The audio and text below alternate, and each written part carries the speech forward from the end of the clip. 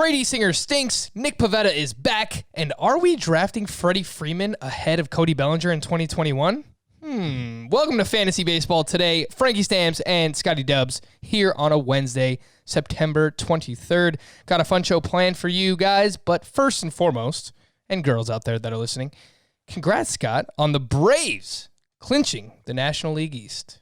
You know, I saw some amazing trivia on twitter.com today. I believe this comes from the Braves' current beat writer for the Atlanta Journal-Constitution, a young fella by the name of Gabe Burns. And if I was asked this trivia question, I would have gotten it wrong, but I would have gotten it wrong on two counts. Did you know that the Braves have more division titles than any other team in history? They have 20. Both of those I would have gotten wrong. I would have guessed a team other than the Braves. I would have guessed a number higher than 20. It's, divisions have only been around for so long. The Braves hold the record with 20. Yeah, no, there's no way I would have got that. 14 straight, 14 straight if you eliminate the strike-shortened 94 season where the season never technically ended. Of course, the Expos were in first place at the time. So, some people say it was 11 straight that the Braves won. Some people say 14 straight. But it was a stretch of 14 in 15 years, and that obviously contributes to a lot of that 20. But now they have 3 in a row, so a brand new streak beginning. Well, Scott, I'll throw another question back your way. I don't know if you know the answer, but obviously, whatever. I'm young, so I don't know that I should know the answer to this. But when did divisions start being a thing in baseball? I don't know. I don't know. Because I would have probably just automatically thought the Yankees just because they were so successful. But and they obviously have by far the most World Series titles. They are at 19 right now, so they could theoretically tie that record, keep pace with the Braves, I guess. But the Rays are in the lead right now, and it's looking like the Rays are going to keep that lead. So, I don't know. I think it was in the 60s, but I don't really know. According to Google, the Google machine says 1969 is when division play started. As part of the 1969 expansion, each league was to be split into 2 divisions of 6 teams each, with each league holding a best-of-5 league championship series to decide the pennant. All right, so there you go. You learn something new every day. Scott, I'm going to put you on the spot. Speaking of divisions, teams making playoffs, the Atlanta Braves, who you got in the World Series as of today? I haven't thought about this since our initial predictions when I had the Twins beating the Dodgers. Don't feel as good about that now, though. I mean, it's okay. I think that could certainly hold up. You know what? I'm going to stick with it. Twins over Dodgers. Why change things when they're both certainly going to be in the hunt? I believe I had the Astros and the Dodgers before the season started. I got to fact check that and make sure. But yeah, I don't feel great about Houston. I'm going to do the old switcheroo. Pitching wins in the postseason, their lineup is not great, but that pitching, Cleveland. I'm going to say Cleveland. I'm going to say Cleveland and the Dodgers. And I think the Padres and the Reds are very sneaky as well in the National League. So I mean the Indians lineup isn't great, but Jose Ramirez is making a pretty strong push here for AL MVP to close out the season. I believe he leads in WAR now. He leads the league in WAR, the AL. So, lately that award's been going to the WAR leader. So that's interesting. Really sheds some light on just how big of a season he's had from a fantasy perspective too, because stolen bases, I doubt they contribute much to that high WAR. And obviously they're very valuable in categories leagues. I mean, they're valuable in points leagues too. And Ramirez has provided plenty of those on top of everything else. We could potentially be looking at the battle of the Jose's. Could be Jose Abreu and Jose Ramirez going head to head for the American League Cy Young. But there you go, a little actual baseball talk. We don't do that enough probably here on Fantasy Baseball Today. Speaking of today, on the show, 2020 lessons learned, some 2021 early round chatter. I mentioned Freddie Freeman. Should he go ahead of Bellinger? Talk about that a little bit. Whoa there! Some Tuesday surprises, and then Team Name Wednesday, because I said I was going to do Team Name Tuesday yesterday, and somehow I forgot it. So Boom. Hey, Scott, what do you call Brady Singer in a public place? Brady Singer in a public place? I don't know. The Masked Singer. Oh, my goodness gracious. No chance that I came up with that joke on my own. It was sent in from Mark in Kansas City. He emailed that in fantasybaseball@cbsi.com. So thank you for that. And he is potentially both of our, oh my goodness gracious, players of the night. But Brady Singer going up against the Cardinals, his first of 2 starts in the final week of the season. And it seems to have been a theme the past couple of weeks, where pitchers just letting you down at the wrong possible time. Maybe it's our own fault for trusting Brady Singer at this time of year, but only lasted 3 innings, 3 hits, 3 earned, 5 walks. Ay, Scott. Brady Singer, what happened here? I'll get into Brady Singer, but I'm trying to understand the joke. The mask. I understand the Masked Singer is a reality show phenomenon, but Singer in a bit, like, is that the joke? Or is there something is there a play on the word mask having to do with being in public? I just thought it was a play on the show, but okay. All right. Just making sure I wasn't missing something there. Okay. Brady Singer. He walked 5 tonight. He had walked 5 in his previous 6 starts, like a total of 5 in his previous 6 starts, and then walked 5 tonight. So very uncharacteristic. Obviously not something we were anticipating. It wasn't great. Fortunately, he should have a second start to make up for it.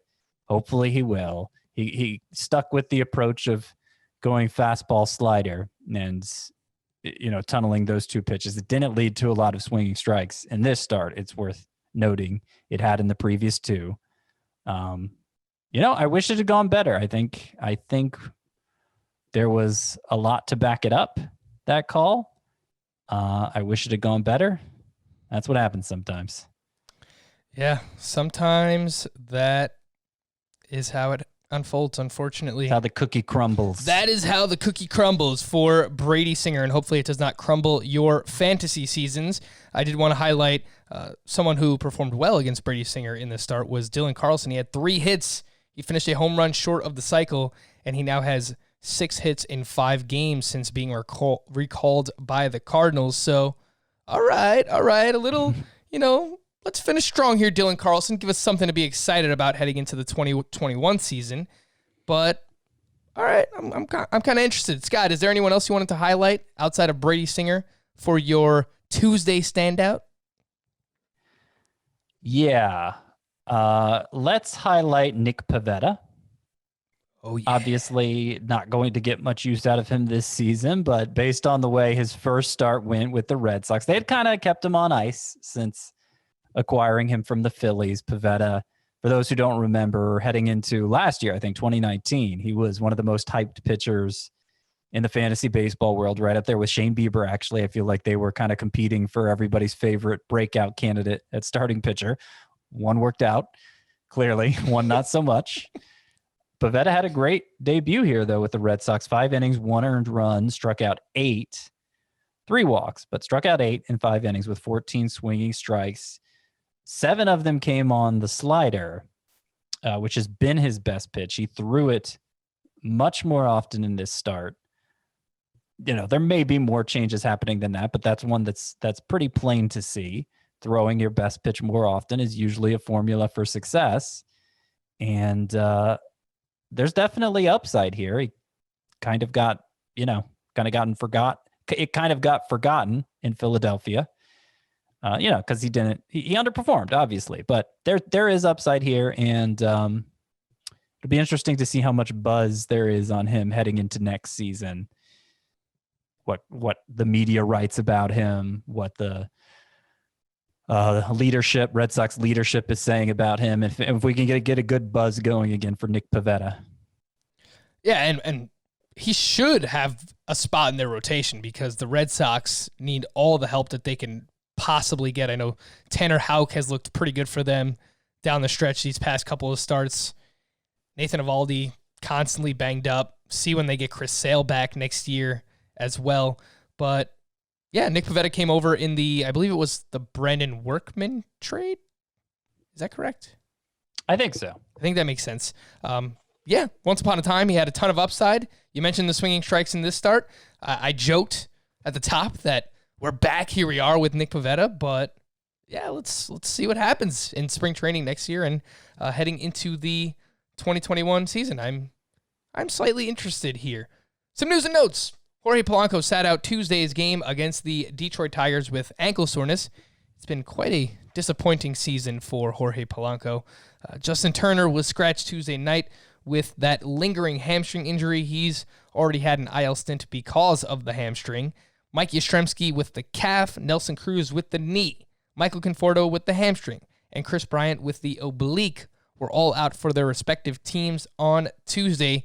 JT Realmuto finally returned for the Phillies. And oddly enough, he started both games of a doubleheader. Like, this guy's been dealing with a hip issue. I get it. Like, okay, the Phillies want to put themselves in a position to win games, but it's like the guy has missed so much time. You're going to start him in both games of a doubleheader his first day back. I just thought it was interesting, but JT Realmuto is back. Mike Clevenger is also back. He has been cleared to start on Wednesday against the Angels. Scott, if you have Clevenger in a daily lineup league, would you get him back in the lineup? I would. Yeah, I would. I mean, it's possible, particularly with if you're talking about championship caliber teams, that their pitching staff is so loaded, there's no need to take the risk. But I think the general fantasy player would want to get Clevenger back in his or her lineup based on the way he's pitched recently. Yeah. Before he was scratched in his previous start that was scheduled, he was pitching pretty well. So it's a good matchup against the Angels. Get Mike Clevenger back in there. Ketel Marte returned from the IL on Tuesday. He was batting second for the Arizona Diamondbacks. Dylan Moore was placed on the 7-day concussion IL on Tuesday. He was hit by a pitch late in Monday's game. He'll miss the rest of the regular season, but what a surprise year it has been for Dylan Moore. And after missing 2 games over the weekend, Alex Verdugo was back in the lineup for the Red Sox. Sonny Gray returned on Tuesday against the Brewers and pitched 5 strong innings. He allowed just 1 run with 8 strikeouts, 10 swinging strikes on 80 pitches. Slider usage was down in this return. Looking at that pitch in particular, Scott, for Sonny Gray, I was trying to figure out, all right, what's gone wrong for him this season? On his slider, which was a fantastic pitch for him in 2019, he is allowing a 56% line drive rate on his slider in 2020. That number was just 16.5% in 2019. So, I mean, that is just an absurd number when you hear it. It's just off the charts. That means, half the time that they are putting his slider in play, it is a line drive, which I just thought was very interesting. Yeah, it'd be interesting to break it down further because at the start of the season when he was dominating, he was throwing the slider about as much as last year. He was getting good whiff rate on it, and then he stopped getting the whiff, so he stopped throwing it so much more recently. And it didn't happen right away, but obviously those 2 starts came right before the IL, and he wasn't so great without the benefit of that slider. He didn't throw the slider much in this start, like you said, but it was more effective for him. He threw just 7. He got 3 whiffs on it. I mean, that's a really good whiff rate, obviously. And maybe he's working to regain the trust in that pitch. Maybe it was a product of his back not feeling quite right, him not getting the same result with that pitch. So it's still very much a key to his success. He referred to it as the cheat code, the way the Reds helped him learn to maximize its effect last year. It's always been a good swing and miss pitch for him, but I think the Yankees' philosophy was just throw your slider more, like I was talking about on the top of the show. That's generally a good strategy for pitchers, throw your best pitch more, and I think that's the stance the Yankees took with Gray regarding his slider, but then he joined the Reds, and it turns out him getting the most out of that pitch wasn't that simple. So it's a big deal to Sonny Gray, that slider. And, hopefully this is evidence that he's starting to regain it. Hopefully we'll get to see him in the playoffs because the Reds make it. I will mention that if you were started Sonny Gray in the hope of 2 starts, it doesn't sound like that's going to happen now. They're planning to bring Trevor Bauer back on short rest to make a second start. They're obviously fighting for a spot in the playoffs and see that as the better way of achieving that. So just this one start for Gray. Fortunately, it was a good one. Shame he couldn't get a win out of it, but it could have gone much worse, obviously. Scott, I know that you are working on some very early 2021 rankings, but if you had to rank the 3 Reds pitchers as of now, heading into next season, Trevor Bauer, we don't know if he's going to be back with the Reds yet. He is a pending free agent. Trevor Bauer, Luis Castillo, Sonny Gray, how would you rank those 3? Just in the order you named them. I'd go Bauer. Bauer, I believe, let me think through this. I think I have him 7th heading into next year, and Castillo would be like 13th, and then Gray would probably be just a little behind him, 15th, 16th, something like that. Trevor Bauer, man. We're gonna do this again. He's gonna be a 2nd, 3rd round pick. It was easier to draft him in 2020 because you're getting him in, 5th, 6th, sometimes 7th round, but man, back in the 2nd, 3rd round. He deserves it. But I'll just remind people of the risk, but we have a lot of time to do that. If not for that risk, I'd probably rank him 4th. I mean, I share the concern there that he's just gonna a different approach last year than he used the year before, and a different approach again this year. So like, we don't even know that he's gonna stick with this next year. It's just the way he is, and it opens up a new can of worms, obviously, when he changes his pitch selection like that. That's exactly what I was going to say, too. I was like, different pitch mix this year. He's going to have a different pitch mix next year. Is it going to work?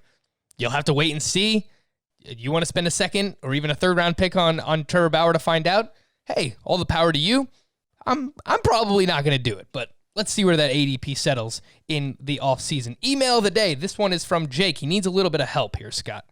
He's in a head-to-head points league. Championship matchup. Now, this is an interesting question. He said that his league is currently debating it. Should Aaron Nola get points? I guess they get some kind of point bonus for complete games in this league. Aaron Nola got points for a complete game on Tuesday, throwing only 6 innings because it was the first leg of a doubleheader. And the Nationals were the home team, and they were winning. They did not need to bat in the bottom of the 7th. So Aaron Nola got credited for a complete game. Should that count? Should this, whoever has Nola on their team, should they get the bonus points for a complete game here, Scott? No, they shouldn't. It's not. I don't think it's officially considered a complete game by Major League Baseball. I don't think so. I know, like, if it came up, if somebody threw a no-hitter in one of these 7-inning games, it wouldn't officially be a no-hitter. So I assumed the same went for a complete game. Like, colloquially, we might call it a complete game, but it wasn't officially. I'm not positive, though. I'm not positive. You think it would have come up before now? So I'm trying to figure out now. I know that Garrett Cole, did he pitch an actual complete game this year, or were they just? I think, yeah. So Garrett Cole has not pitched more than 7 innings. And the reason I bring this up is because I know he was credited for a few complete games this season. He has not pitched more than 7 innings in any start this season. Yet, according to Baseball Reference, Garrett Cole has 2 complete games in 2020. So while I think this is very frustrating, and I understand if I was going up against Aaron Nola and he just pitched not great for 6 innings and got credited for a complete game, I would be frustrated. But I think if this has been the rule all season long in your league, and Baseball Reference is counting these complete games, quotation marks, complete games for doubleheaders as actual complete games, I think you have to leave it. I think if that's been the rule all season and no one's brought it up till now, it's frustrating. Yeah. But I think those are the rules. You kind of just have to play by them. There's no reason you'd change that if your league. I'm looking in the league. I'm looking in the league where we do have complete games as a category, it's a points league, but complete games are worth a certain number of points, and maybe it's just one of those stats that doesn't show up immediately in the live scoring since it's uncommon like that. But they don't have Nola with a complete game, so I don't know.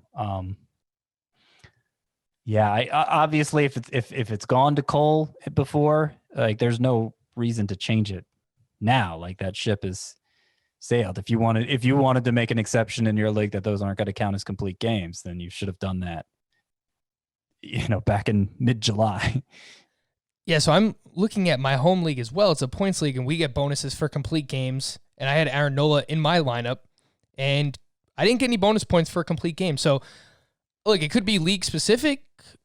See if by tomorrow, if it's on his baseball reference page that, if Nola was credited for a complete game, I guess you leave it. But you just heard in leagues that I play in and in leagues that Scott plays in, he wasn't credited for a complete game. So it's kind of a weird situation here. But I think if he actually does get credited for it, I think you have to leave it. Speaking of Aaron Nola, did not get any help from his defense on Tuesday as they committed 2 errors behind him. Nola allowed 5 runs total in the start. Only 3 of those were earned. And he allowed all 5 of those runs in the first 2 innings of this start and retired 10 of his final 11 batters faced, 13 swinging strikes on 94 pitches. Scott, do we still feel as strong about Nola as a borderline top 5 or even consensus top 5 starting pitcher heading into 2021? He's slowed down, 3 of the past 4 starts here. Hasn't been the same Nola we had earlier in the season. Should we consider names like Kershaw, Giolito, maybe even Trevor Bauer ahead of Aaron Nola? I still have Aaron Nola 4th heading into next season. I have Giolito 5th. Oh, you move Scherzer down. Yeah. Yeah, I moved Scherzer down. And it's a narrow margin. I could be talked into Scherzer. Right now I have Scherzer 8th. So I have him behind Bauer, Darvish, Giolito, Nola. When we did our mock 2 weeks ago, we had him about that far down too. It's 36 years old, has had some trouble staying healthy the past 2 seasons. I know he was dealing with a hamstring injury earlier this year. And while, you're happy it's not an arm issue, it's still a sign that his body is not bouncing back the way it used to, and while the strikeout rate's good, the stuff looks good this year. He has allowed a lot more base runners, has gotten hit harder. Maybe there's some subtle signs of decline there. Eventually these guys reach an age and it just falls apart on them. Look how that played out for Justin Verlander this year. So yeah, I have Scherzer going in the second round, but I have him only as my 8th pitcher. I have Nola 4th. Even after this start, Nola is 5th in the majors in xFIP. Ahead of him are DeGrom and Bieber, of course, also Kenta Maeda and who's the other one? Darvish, I think. So he was 3rd going into the start in xFIP. Nola was. Now he's 5th. The numbers still look really good overall. They look really good overall. He managed to salvage a quality start today. So that was nice to see after rough first couple innings. I think he's still really good. And I was just playing devil's advocate because I think that Aaron Nola should be in the top 5, assuming that this improved changeup that he has flashed in 2020 carries over to 2021. I absolutely think that he deserves it. He's using this changeup nearly 28% of the time this season. I've mentioned this before. It's really helped his other pitches play up. His fastball is not a great fastball. It's pretty straight. Has had issues commanding it at times in the past. It's like 92 miles per hour. His curveball was his bread and butter pitch for a long time, but now this changeup has really, really come into its own. So 2 plus pitches here for Nola, and then, a solid fastball there to back things up. So I think that he deserves to be in that top 5 conversation. All right, Scott, some 2020 lessons learned. You tell me if we learn anything from this, but I looked at the first 50-ish games of 2019, compared it a little bit to what we have at this point in the season. Of course, I could have just waited till the end of the season and done this for 60 games, but whatever. Let's talk about some lessons we might have learned at this point. In 2019, Kirby Yates was your saves leader at this point with 20 saves. Shane Green had 16, Aroldis Chapman and Kenley Jansen had 14. You had 14 different relievers with double-digit saves. First 50-ish games this season. Brad Hand leads baseball with 14 saves, so that's down a little bit from where Kirby Yates was at. Liam Hendricks has 13 saves. Ryan Presley has 12. Alex Colomé has 12. you have 9 different relievers with 10-plus saves. So I didn't think it could get worse, but somehow that number has actually gone down from 2019 to 2020. Scott, anything to see here regarding relievers? I don't think so. There was a crazy amount of turnover at this role, like the first 2 weeks of the season. Remember how every day we had to go through so much bullpen stuff, and I was writing bullpen reports for the website weekly, it seems like, when normally I'm not doing it that often.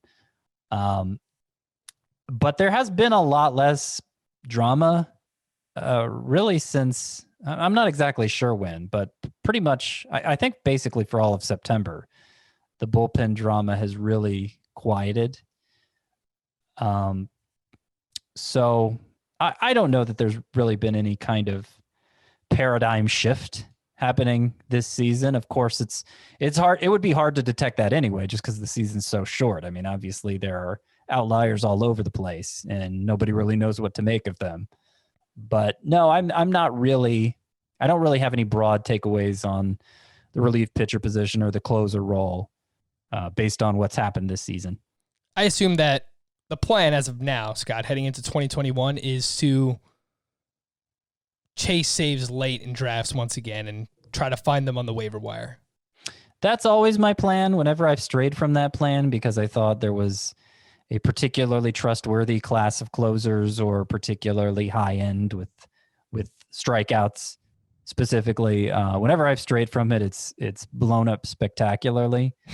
So, yeah, I mean, no, I don't think it makes sense to do that. A good example, my Tout Wars team. I made very little investment in saves in that Tout Wars team. 15-team roto. So, like, you know, everybody's interested in everybody who emerges as a save source because there's just not enough to go around in that kind of league. The closers I drafted, I believe, if memory serves, it was Brandon Kinsler, Wade Davis, and Hunter Harvey. Those were the save sources I drafted. Obviously, only one of them has given me a single save.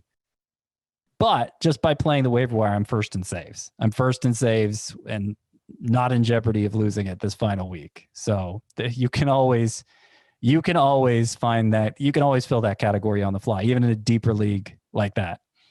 You just have to realize at some point you're going to end up paying, whether it's in the draft or whether it's via fab or using your waiver priority. At some point you're going to have to pay up in order to get saves on your team. But I've never really been one of the people to draft one of the top 5 closers. I don't think I'm going to be that person in 2021. A reminder that 2 of the top 3 closers that were drafted this season were Kirby Yates and Roberto Osuna, who obviously went down with injury. So there's a lot of turnover, there's a lot of volatility. Of course, there's injury risk, and it is a frustrating position. That is for sure. I forgot Wade Davis got 2 saves this year. I'm not sure if he was in my lineup for either of them, but yeah, I think it was the first week of the season. Yeah, maybe he did. I don't know. Maybe he contributed some saves for me. Looking at the 5x5 pitching categories, this is actually crazy how eerily similar this is. But in 2019, at this point, your leaders, Hyunjin Ryu, 1.65 ERA, Justin Verlander and Domingo Germán had 8 wins each. Verlander had a 0.73 whip, and Garrett Cole had 100 strikeouts. That was last season. In 2020, at this point, Shane Bieber, 1.74 ERA, so 0.09 off from where Ryu was at. Shane Bieber has 8 wins, the same amount as Verlander and Domingo Germán. Clayton Kershaw, 0.75 whip. That is 0.02 away from Verlander. And then Shane Bieber has 112 strikeouts, 12 more than Garrett Cole. Don't really think there's much to see there, but I thought it was worth mentioning. Same thing with hitting.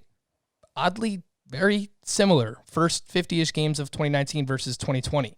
Christian Yelich, your leader, 21 home runs at this point. Luke Voit, your leader this season, 21 home runs. Cody Bellinger, 47 runs scored. Fernando Tatis, 47 runs scored. Cody Bellinger, 48 RBI. Jose Abreu, the man, 56 RBI. Cody Bellinger, 386 batting average. DJ LeMahieu, 356. So a 30-point difference there. And then Adalberto Mondesi was your leader with 18 steals. Last season, at this point, Adalberto Mondesi is your leader once again in steals with 20. But he's batting below 210. So it comes at a price for the steals with Adalberto Mondesi. Scott, anything to see there? I mean, it's just crazy, like how spot on it is year over year. Yeah, it is crazy. It is crazy. Very surprising. Obviously, Ryu didn't finish with a 1.65 ERA last year. Verlander didn't finish with a .73 whip. Verlander and Herman didn't win 24 games or whatever it would have translated to. So, like, regression came for those league leaders, as I suspect it would for Bieber, for Voit, for LeMahieu. I mean, anybody hitting over like 315, I'm going to expect their batting average to regress. But yeah, it's surprising that the leaders from one year to the next, that the number that leads the league is that close to the same. All right, let's do a little exercise here. I'm looking at NFBC ADP from July 2020 this year. I'm going to read you the first 30 starting pitchers drafted for each name that I bring up, Scott. You just tell me, was this player a bust? Regardless of circumstance, regardless of injury, COVID, whatever it might be. Was this player a bust? Are you ready? Okay, so I have pretty... I don't throw that term around loosely, just to preface this segment. I'm not somebody who, he disappointed me a little, so I'm going to call him a bust. No, that's fair. As long as we're consistent for both pitchers and hitters, that's fine. Yeah, I don't interpret a bust as somebody who has to live up to exactly their draft position. If they didn't wreck you by drafting them where you did, they're not a bust. Okay. Garrett Cole. Not a bust. Jacob deGrom. Oh, come on. Not a bust. Justin Verlander, bust. Yes. Max Scherzer. That's an interesting one. Be curious to see exactly where he ranks at starting pitcher based, where his production ranks. I'm going to say not a bust, but I agree with that. It's enough to get me thinking about it. How about Walker Buehler, bust? Right? I think so. I think not really his fault, just the way the Dodgers, like that, their refusal to stretch him out the way they'd stretch out, the way any team would stretch out any pitcher. The Dodgers just don't like to play it that way with Buehler, and I'm really worried about him next year too, because right now he's sitting at less than 40 innings. Presumably he's going to get some in the playoffs, but yikes! How are they going to increase? Are they going to let him have a 130, 120 inning jump last year to get to 180, or next year? I mean. I have my doubts. Mike Clevenger. It was looking that way for a while, but I'm going to say not a bust. Jack Flaherty. Yeah, probably a bust, just because he missed all that time and it took him so long to build back up. Like kind of like Walker Buehler, no fault of his own. Shane Bieber, obviously amazing. Steven Strasburg, bust. Luis Castillo, not a bust, right? Not a bust. Clayton Kershaw, amazing. Lucas Giolito. Not a bust. Not a bust. Charlie Morton, bust. Yeah, right? That's a bust. Patrick Corbin. This is an interesting case. I think now, you look at his numbers now, you got to say he's a bust. I think so too. How about Blake Snell? I want to go well, where was he drafted exactly? I know I had him. His ADP was 46, so he was a borderline 4th, 5th round pick. I don't think that he is a bust. Maybe in a points league. I certainly feel worse about him now than I did coming into the season, which is saying something because I had him on my bust list.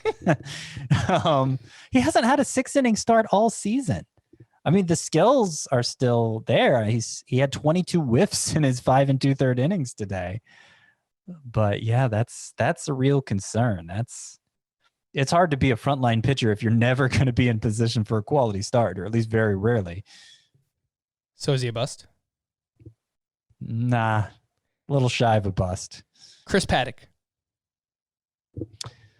Look at the actual numbers there. Sometimes get so into the start by start for somebody that you lose sight of the overall numbers. I'm going to say 4.23 ERA, 1.14 whip. 55 Ks and 55 and a third innings. And he's averaged less points per game than Zach Eflin and Jaime Barria. Of course, Blake Snell's in that same range too.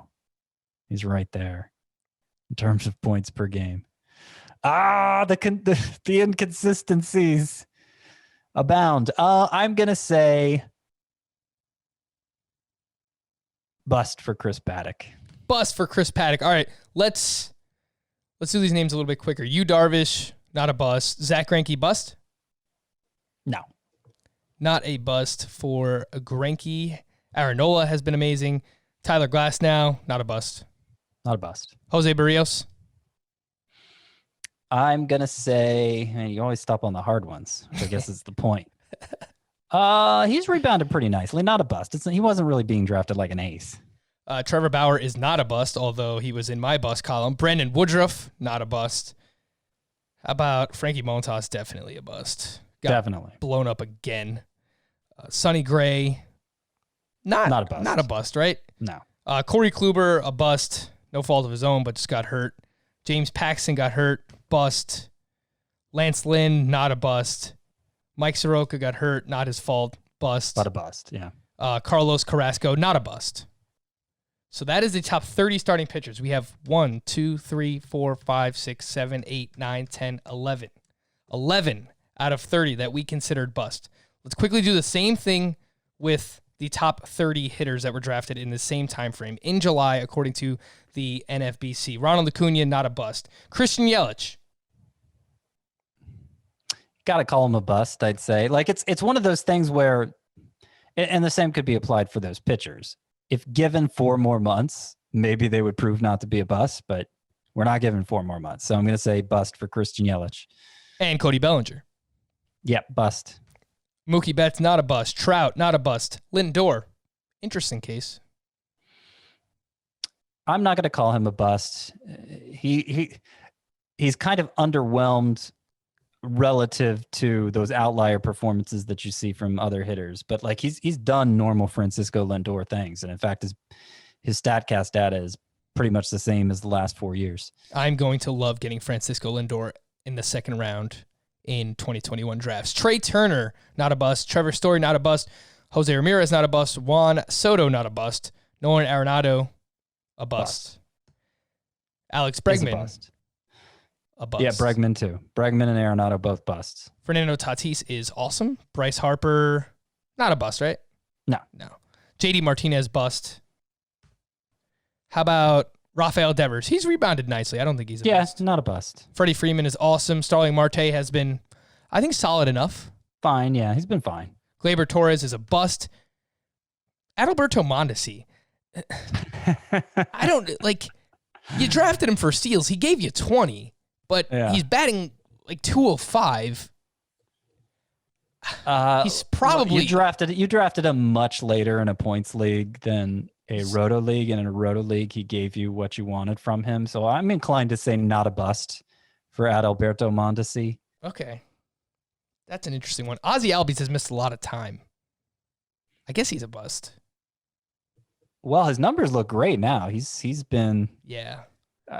But yeah, I mean, just from the time he missed, how much he was able to contribute to your team, that's a tough one. I called Jack Flaherty a bust, so I guess I should call Ozzie Albies a bust too. Javier Baez, easy one. Pete Alonso. Bust. Anthony Rendon. No. Not a bust. Not a bust. Ketel Marte. Bust, right? Bust. Jose Altuve, bust. Right. We're piling up busts here all of a sudden. Keston Hiura. He's giving you some counting stats. The batting average is quite bad. 215. Yeah. He has 13 home runs, 32 RBI, 29 runs, 3 steals. I think you got to call him a bust. I don't know. That's borderline. 13 home runs. You've got the final call, Scott. I am going to say... I'm going to say bust. How about Jonathan VR? I could debate that forever. Oh, VR is definitely a bust. He does have 12 steals, which is what you drafted him for. but he has 13. Yeah, but he has 13 runs scored. He got traded and he doesn't play that much anymore. Right. Which was always the bust case for him, I'll point out. Finally happened. JT Realmuto missed some time, but not a bust. And Xander Bogaerts, well, not spectacular. He hasn't hurt you either. 286. No, not a bust. 10 homers. Bogaerts not a bust. Realmuto definitely not a bust. I mean, he's by far the number one catcher. Okay. 1, 2, 3, 4, 5, 6, 7, 8, 9, 10, 11, 12, 13. 13 busts in the first 30 hitters drafted, 11 busts in the first 30 starting pitchers drafted. Scott, would you say that this further enhances your strategy for both this season in 2020 and heading into next year, which you've already stated you will go back to the well with starting pitching and being aggressive on them early? Does this further reinforce that? Yes. I don't know if this means anything to me, to be honest, because if it was more pitchers busting than hitters, that's what I'd expect. It's the reason I go, and I'm even going to go further with drafting high end pitchers early, is just because that's your only chance to get them. And the alternative is terrible. But they're riskier. Apparently, this is evidence that maybe they're not, but it's a small sample, both in terms of it being 1 year and it being a really weird year. And like I said, guys like Yelich, Bellinger, I might expect them to bounce back over a full season. You might say that for some of the pitchers too, like Flaherty, Buehler. But yeah, I don't think it changes anything, but it's interesting because I'm sure most people listening would expect it to be the other way around. And this is the next step of what we just did, is that I'm going to look at some of the top hitters and the top pitchers from 2020 and figure out, okay, how many of these were mid to late round options? So is it easier to find like breakouts in the mid to late round options among hitters, or is it easier to do so among pitchers? Because I'm looking at the top hitters in Roto, and it's like Jose Abreu, mid-round pick. Manny Machado, mid-round pick. Luke Voit, he was probably a late-round pick. Marcell Ozuna was a mid-round pick. Teoscar Hernandez was a free agent pickup. But you could probably find some names among pitchers, too. So that'll be the next step, and we'll continue to try and figure out what we can learn from this 2020 season. If anything, it's been a wacky one, but we're trying to apply as much as we possibly can to 2021 drafts and beyond. We're going to take a quick break, but I just want to remind everyone to join our Facebook group for some off-season fun. There's some people asking some keeper questions or some dynasty talk, some strategy as well. Facebook.com/groups/fantasy baseball today. The link is also in the episode description. We're going to take a quick break. When we come back, we will take a look at Tuesday, some early round studs, some surprises. We'll do that here, Fantasy Baseball Today. Some early round studs from Tuesday. Don't think we need to spend too much time on this, but want to highlight some of these names that have been really great just all season long. Trey Turner went 3 for 6 in 2 games, added 2 more steals. He is now up to 12. He is batting .339 with 10 home runs, 27 years old. It looks like the best version of Trey Turner that we have ever seen before. Scott, I will ask you the same question that I asked you about Jose Ramirez yesterday in Roto Leagues, maybe even in Points League. Should we consider drafting Trey Turner ahead of Christian Yelich and Cody Bellinger? I'm not moving on Yelich because the quality of contact has been so high for him this season. And yeah, I think it's been a combination of bad BABIP luck and a bloated strikeout rate, both of which I would 100% would expect to correct over a full season.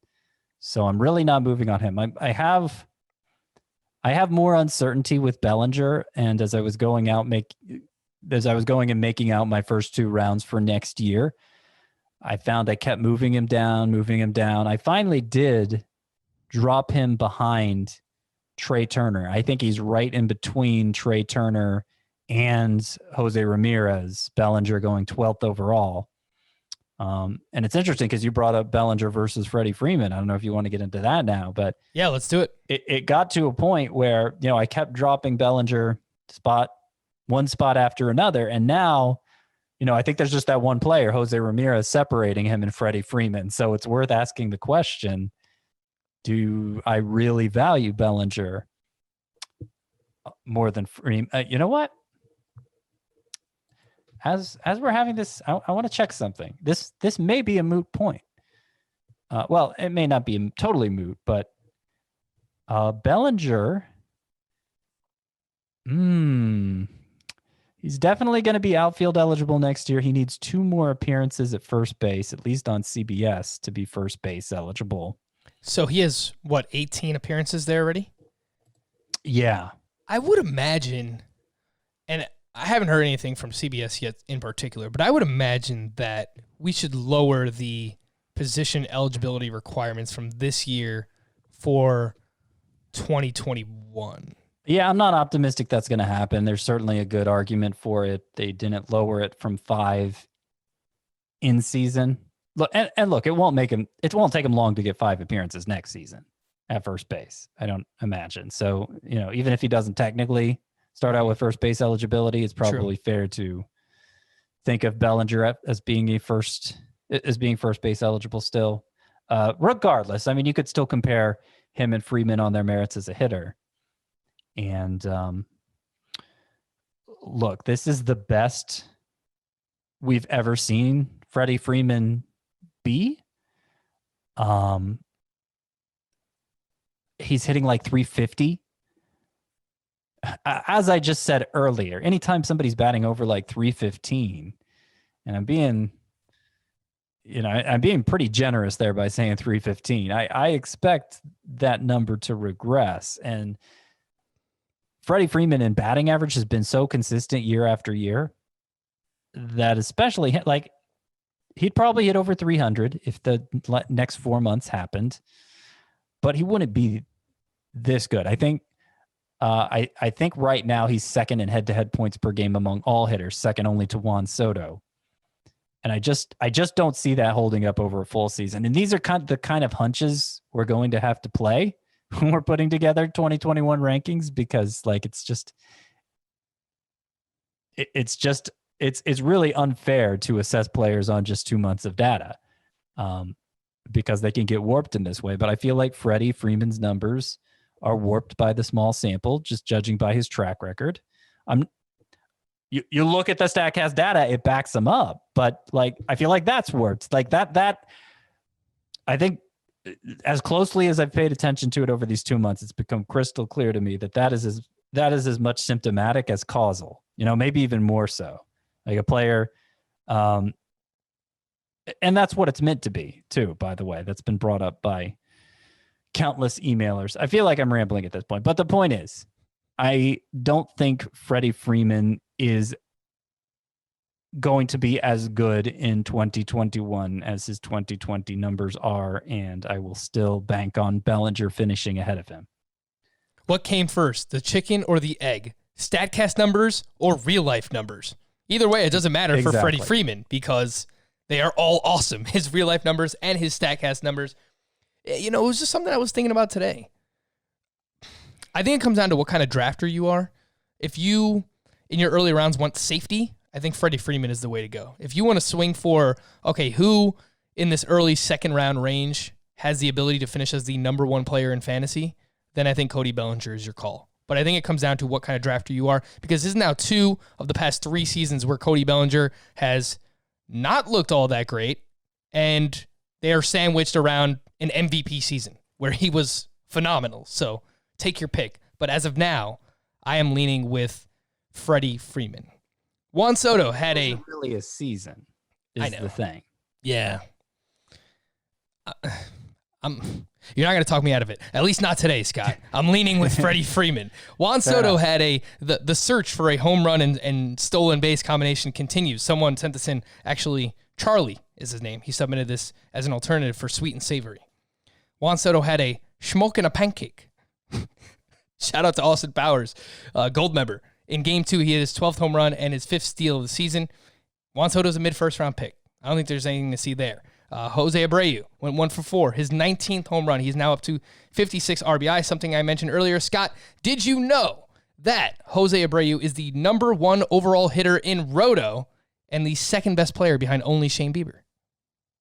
I did not know that. However, as I pointed out a minute ago, amidst my rambling, I did know he was the top hitter in head-to-head points per game.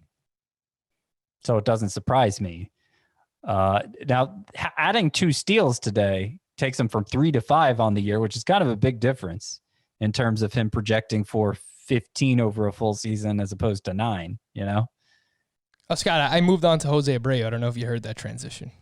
Oh, silly me. It's all right. Silly but me. you were correct. We're still talking about Juan Soto. Juan Soto does Jose lead all Abreu hitters. is not, he did not steal 2 bases today. No. He does not steal bases ever. So don't worry. That's we don't have to talk about that. But no, Jose Abreu. Okay, that that makes sense that he's that high in roto scoring. He's had a great 2 months. He's somebody that I'm not even considering for the first 2 rounds next year. Not seriously. I agree. Even as the Jose Abreu truther, I will not draft him in the first 2 rounds. And that's coming from me, and that means a lot. So keep that in mind. Yeah, it's just he's had a really good 2 months, but I don't, based on his track record and unless he's making like a Nelson Cruz-like end-of-career turn here into becoming one of the best hitters in baseball, we don't see players do that much in their mid to late 30s. He's in his mid-30s now. I think he's 34. I think I wouldn't. This is not who Jose Abreu is. So we might have no choice but to draft him in the 3rd round next year, but I wouldn't go any earlier than that. Well, there's always a choice, Scott. He can go in the 3rd round. That doesn't mean you or I are going to be drafting, or anyone listening to this podcast will be drafting Jose Abreu in the 3rd round. And I love the guy. It's just the opportunity cost. That's a big cost. For the Yankees, I will spare everyone my yelling Bronx Bombers into the microphone, but they did put up 12 runs. Aaron Judge, Hicks, Gleyber Torres, Gio Urshela, Kyle Higashioka all had multiple hits on Tuesday, but the story of the game was the continued excellence of Garrett Cole. 7 innings of 1-run ball, 0 walks, 7 strikeouts, 14 swinging strikes on 108 pitches. We mentioned that he got off to a slow start last season. That seemed to be the case this year as well. Over his last 4 starts, he has lowered his ERA from 3.91 to 2.84. Why? Kyle Higashioka has been his personal catcher for all 4 of those starts. So I don't know how much that actually matters, but I'm kind of starting to think that it does, considering that Gary Sanchez is not known as a great catcher, Scott. Yeah. His ERA was higher through, I think, the same number of starts with the Astros. It was much higher. I mean, the ERA looks good now. I haven't really seen any reason to worry about Garrett Cole this season. He's become a little more home run prone in a home environment where it's even worse to be home run prone, and has been, slightly worse version of the Garrett Cole we saw last year. But like all the ways he falls short of last year, he's within shouting distance. It's another situation where like you give him 4 more months and it's very likely he's going to meet or exceed those ratios he had last year, because it's just, he's not far off, I put up a poll very late last night, early morning, and I asked, who is your SP1 overall in 2021? The options were Shane Bieber, Jacob deGrom, Garrett Cole, and other. Would you like to guess who won and with how much % of the vote, Scott? Unless you voted and you already know the answer. I would guess Shane Bieber won with 45% of the vote.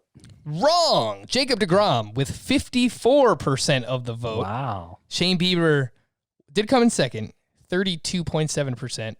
Garrett Cole just 11% of the vote. It's a little. So he lost to other? No, other had okay. 2%. Bad math on my part. Sorry. But I think that's just a little recency bias, because Jacob deGrom had 14 strikeouts on Tuesday. Let's see what Shane Bieber does when he pitches on Wednesday. Well, I mean, I'm surprised, because in terms of fantasy production, with the difference in wins and losses, Shane Bieber's a distant first at starting pitcher this year. I do think it's closer than obviously the results are. But I wouldn't expect people randos voting in a Twitter poll to think of it in that way. I will have Jacob deGrom as my SP1 overall. So it's going to be a great offseason because look at this. We're already finding so many things that we disagree on. Freddie Freeman, first baseman that should be drafted. Jacob deGrom, your SP1 overall in 2021. Marcell Ozuna had 4 hits on Tuesday, including a double dong. He now leads the National League in home runs with 17 and in RBI with 53. He is batting .327. Let me just hit it up. Oh, my goodness gracious. Marcell Ozuna, you deserve that because you have been fantastic. Scott, did you know that entering Tuesday, Ozuna was the number 3 outfielder in Roto and number 6 outfielder in head-to-head points per game? I did not know that. I like to hear it. Guy is a beast. A few surprises that I wanted to mention from Tuesday. Whoa there. Blake Snell. Mentioned the name earlier, but 108 pitches. Wow, that was a season high for Snell. I don't know if there's any rhyme or reason to this. Perhaps they're just kind of building him up for the postseason, get that arm ready so that he can pitch deeper when they need him most.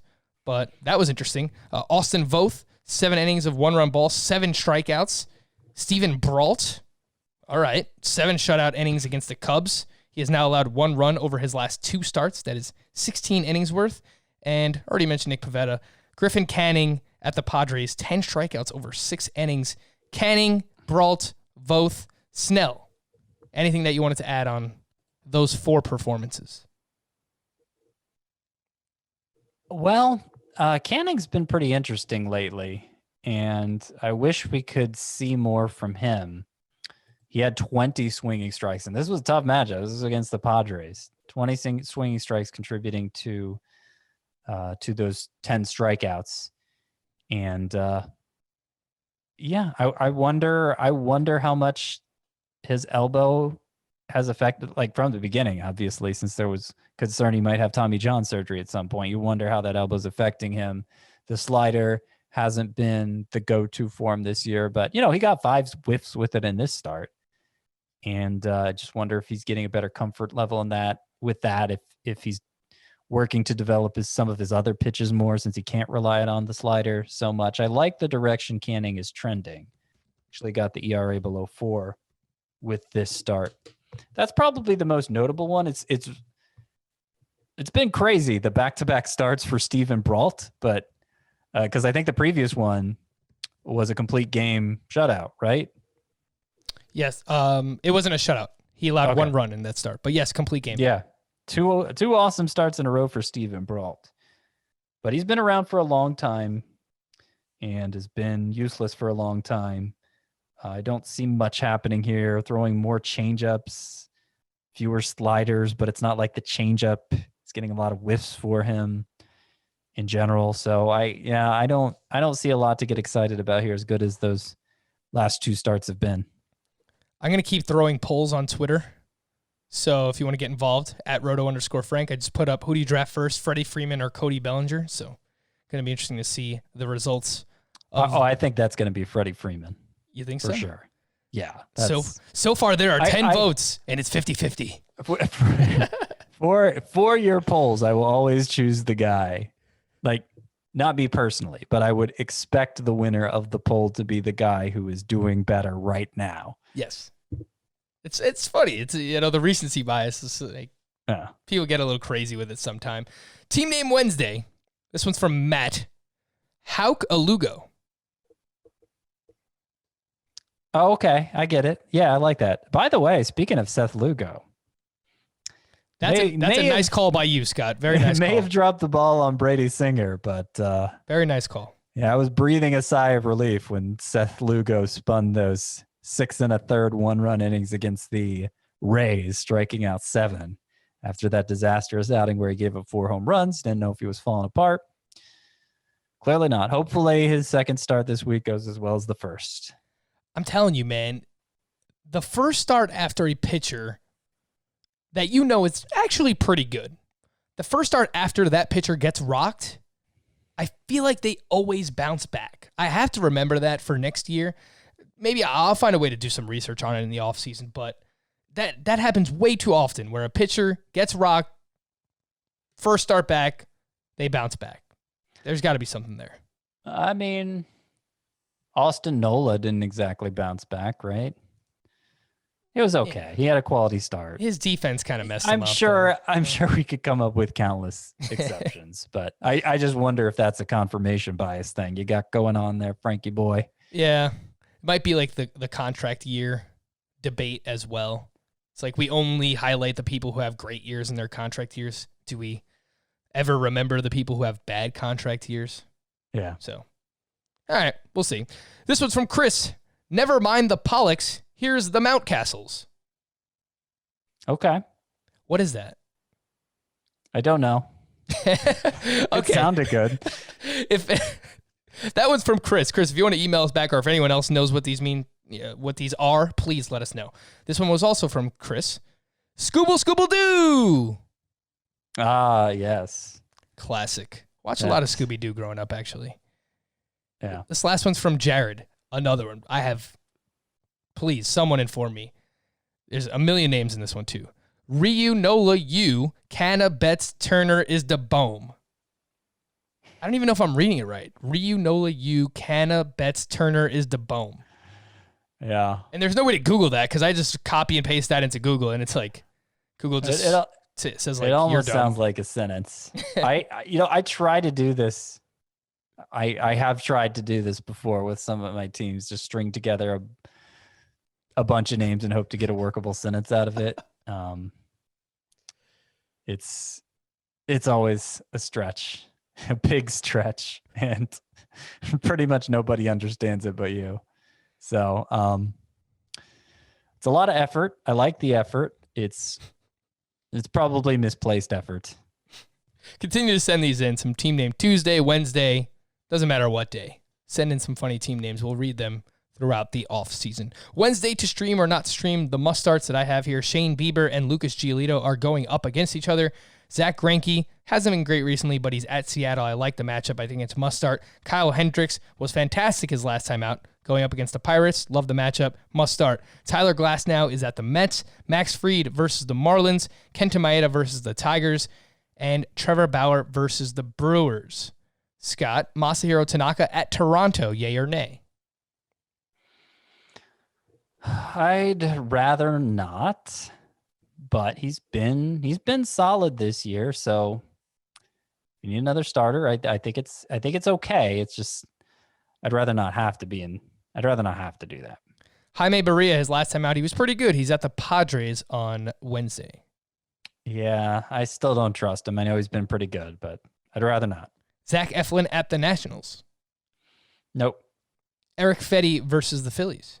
No. Alex Young versus the Rangers. No way. Sixto Sanchez at the Braves. I actually think I'd do that. I trust the pitcher that much. And he was great in his first outing against the Braves. He's only had one bad start. It was his most recent one. The old Frank Stanfill theory. It's been put to the test so many times. Yeah, I'd go Sixto Sanchez. I would. Let's go, Sixto. Make me look smart. Something I have never said before in my life. Dean Kramer at the Red Sox. It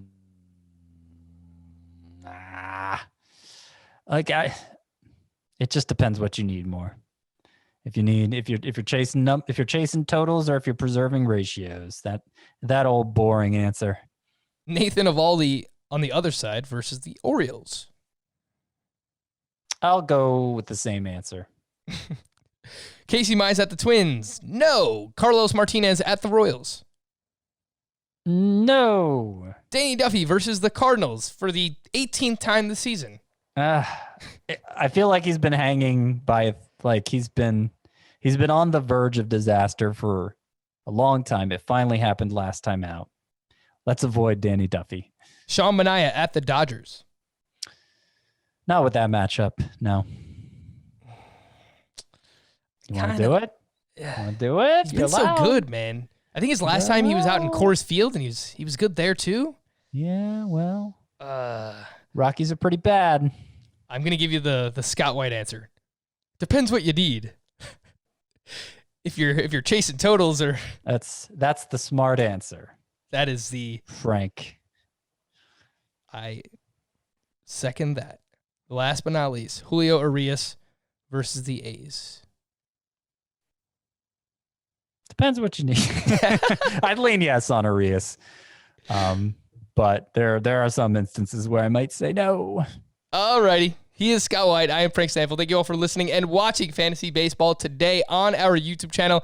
We'll be back again tomorrow. Bye-bye.